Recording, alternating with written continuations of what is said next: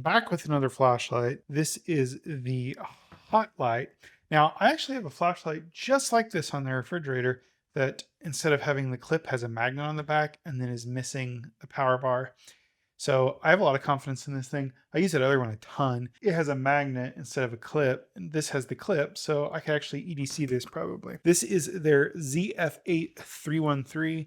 Again, HOTLIGH. I said hot light, but it's more a HOTLIGH, like in Mozart in the Jungle. HOTLIGH. Am I the only person that watched that show? That show ended really weird. Anyway, I digress. So this is a 2000 lumen light. You know, it has all kinds of different stuff. It's got that little battery indicator there. It's got the light on the top, which has the different settings. And then you have the light on the front, which is nice because you can like clip this in a shirt pocket or something. And then you've got that light facing out. I really like that. I have been using a washer to do that with the other one I have. And then it does have, you know, all these different things. I've never really understood why they have the glow thing there. We're going to leave that on for a second. And so I can show you the glow a little bit better. If it wants to stand up, it doesn't. So it's got an aluminum alloy. It's got a really nice feel. I don't mind dropping it. Like, I have confidence that it's going to be all right. It's about 4.5 inches long. It's under 8 ounces. Again, I'll probably end up using this as my EDC flashlight. I have my knife that I have clipped on my right pocket. I can clip that on my left pocket, I guess. And then I'll have a nice little flashlight. So yeah, and it's about the size of my knife too. It's actually a little shorter, and I'd say just a little heavier, maybe like 1.5 times heavier. It is IP6. It is IPX6 waterproof, so it can handle, you know, like rain, splashes, stuff like that. Now, this one has the magnetic base on the bottom. We'll take a look at that in a second, so you could use it as kind of a work light deal. You know, I really like that COB floodlight there because, again, it's good for working. If I clip that to something, I could see, you know, underneath it. Pretty handy. And then it also has this RGB bar. It's going to be real hard for the light to focus on that. So let me turn the light off. It also has this RGB bar. It's going to be hard to get the camera to kind of focus on that, but you kind of get the idea there. But overall, you know, it's a pretty interesting flashlight. I don't really understand the RGB part. There you've kind of got that too. But see, you can see the glow. I've never understood what that's for. If you know what that's for, let me know. Now, this does recharge via USB-C. Pretty nice. The USB-C is over there on the side. And it does have a UV light in there too. There we go. So there's the UV light. You could use that for detecting counterfeit currency.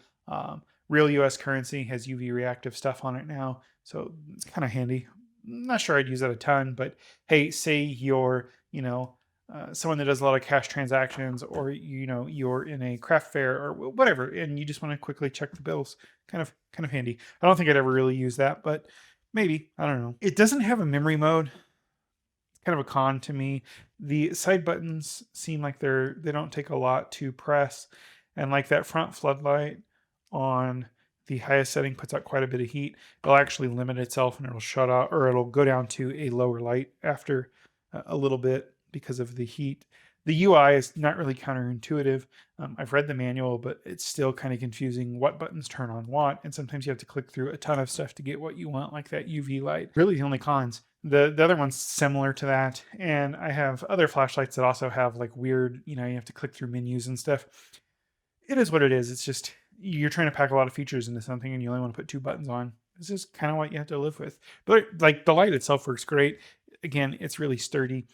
I could live without the RGB, but I do appreciate having the battery kind of status indication there.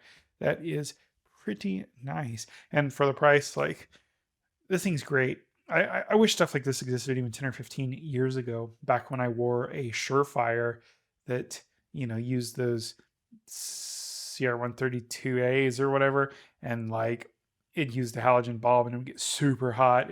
You'd accidentally turn it on, even if it was in a nylon sheath, and you like burn yourself on it. Like, this is just so much nicer. I would have loved to have had this. Now, it's not going to be a tactical flashlight like that Surefire, but for EDC, I mean, that's all I use that Surefire for. This is going to be great, especially with that clip. So let's go ahead and take a look at the magnet feature. Go over here on the side of the fridge and see. So say I need that work light, you know, I can spin this light any way I want it to work on stuff. Say I drop something back there. There's actually a manual back there for this Ninja Creamy. So I'm going to go ahead and grab that when I'm done filming here. But I really do appreciate that. And like, it is a good bit of effort. It's actually shaking the refrigerator when I try to take it off. And I just dropped it, not on purpose, from that height, and it's still running, still looks fine. Let me turn the light off, it's blinding me. And you can see, you know, I'm down maybe a fifth on the battery. I haven't charged this and I've been playing with it, but pretty cool. Just remember to turn the light off when you're done because it goes from that beam to the UV light.